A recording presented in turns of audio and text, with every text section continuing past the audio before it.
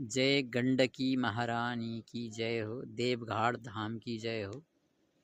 जय श्रीमन नारायण।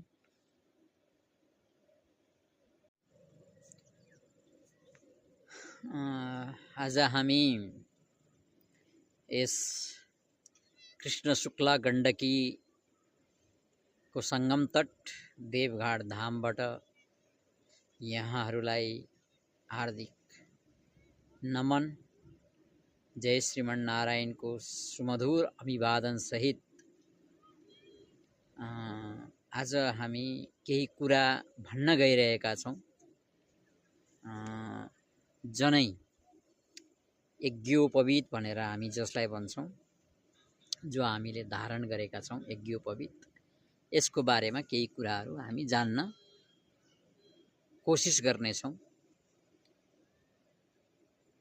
यज्ञोपवीतलाई हामी ब्रह्मसूत्र भनेर भनिन्छ, जसमा ब्रह्मा विष्णु महेश नाग इन्द्रादि देवता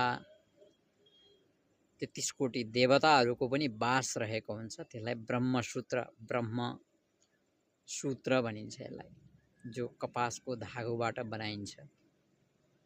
र यसलाई बनाउने प्रक्रियाहरू पनि गोत्र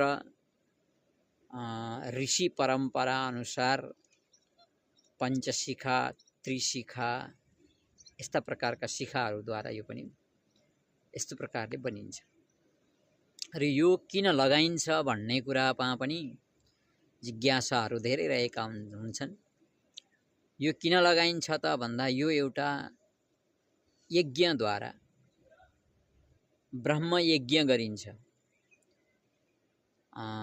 जसलाई हामी उपनयन 16 संस्कारभित्र उपनयन संस्कार भन्छौं। त्यो उपनयन संस्कारद्वारा यो यज्ञोपवीतलाई धारण गरिन्छ। यसमा एउटा मन्त्र पनि छ, यज्ञोपवीतं परमं पवित्रं प्रजापतिर्यत् सहजं पुरस्तात् आयुष्यमग्र्यं प्रतिमुञ्च शुभ्रं यज्ञोपवीतं बलमस्तु तेजः। यज्ञोपवीत परम पवित्र छ अरे, परम पवित्रम। प्रजापति ब्रह्माजीद्वारा, ब्रह्माजीले पनि लगाउनु भएको यो ब्रह्म सूत्र, प्रजापतिर्यत् सहजं पुरस्तात् आयुष्य, यसले आयुको पनि वृद्धि गर्दछ।